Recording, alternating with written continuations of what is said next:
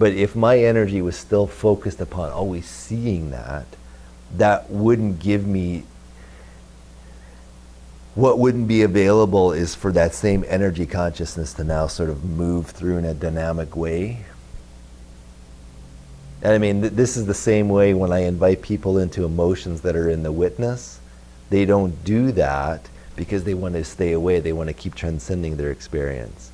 What they don't recognize is when they let go, letting go happens, it actually reveals a deeper seeing.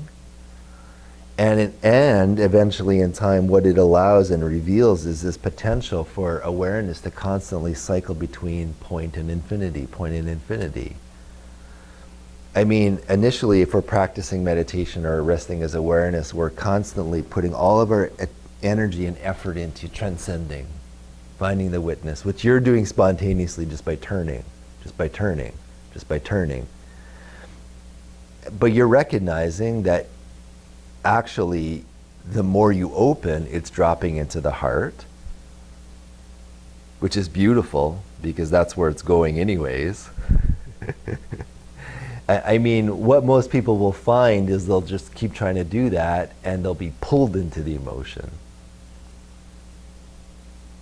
And people will continue to believe that the way through is to transcend more, to transcend. My way to stay free is I got to transcend even more. I got to go into deeper meditation. It's like, that's actually not the truth. What the process is actually when that goes into the emotion and the heart opens, and it opens with love and appreciation and these qualities of the heart, but also the emotional qualities and the contracted emotions. So you mentioned sadness, and you can feel it coming up and the tears are right there. And I mean, if you really want to know the way in, that's the way in. What happens when you let it come up? I mean, and you know this. We all know this. When the tears come. So much until I was describing it. Oh, well, that's lovely. You know, I recall in a way doing it before, but this time. Right. It became really obvious. You know. Mm-hmm. Okay. Well, that's beautiful. Another thing to link up that can be useful is you've had experiences in your life when you're just overwhelmed by emotion.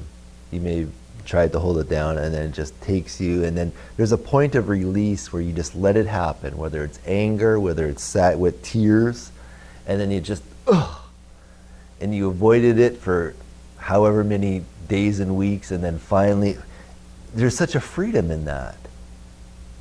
Do you recognize the it's not because it feels good, but it's just, it's a release. Finally, it's a release. This is the quality that I'm actually pointing towards, which is don't necessarily look for it feeling good. The moment-to-moment freedom is always stay loose. If things are easy and free and you can just hang out as a witness and you're just aware and you're just watching, that's cool. When it starts moving into emotion, we'll play with this edge where, okay, there it is, so I can lean back a bit into the witness. All right, if that works and that sort of pops the bubble and you're just free again, great.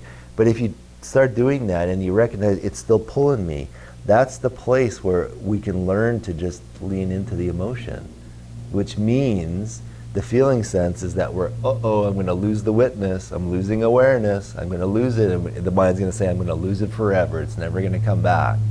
That will come, but I'm saying just put a little bit more attention on just opening to the feeling, put your entire attention on just welcoming it, opening to it, feel it through,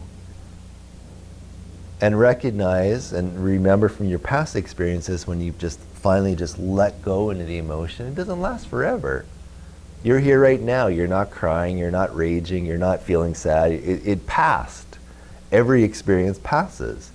So basically we're tuning into the impermanence of experience and we're saying we're going to feel it through.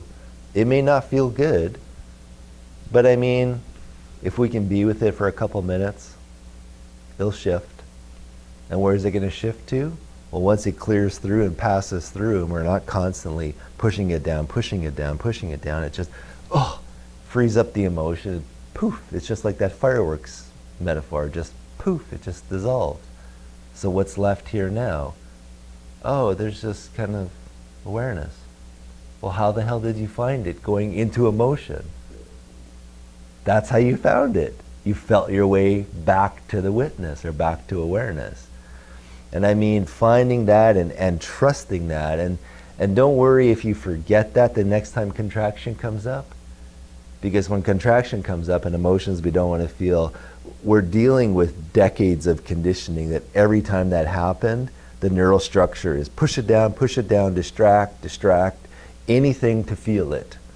Anything and everything to feel it. You got to welcome that. You got to allow that. And you also have to honor your psychology for protecting you from these emotions all these years. It may not necessarily be functional moment to moment, but if we follow the thread back, every sort of moment that there was a decision and a conclusion made in our past, oftentimes when we're kids, you have to remember that we were all children at a certain point. And a child, when they feel emotion, they feel it a hell of a lot stronger than an adult does. They don't have the mental structure and the repressive structure as an adult. It's just pure feeling, pure feeling. And so sadness or fear or anger is so overwhelming that it's just, that's where the psychology starts to develop from. And then eventually as we grow up, I mean, it keeps cycling through. So it's doing its job. Simultaneously, the mind and the abstract structure is developing. So it's already giving us space from our experience, which is safer when we're not constantly overwhelmed by emotional experience. It's, at least I have space. But this space that we're speaking about is mental space that's being caught in mind and mentation, as opposed to sensation, which is feeling, based in emotions and feeling.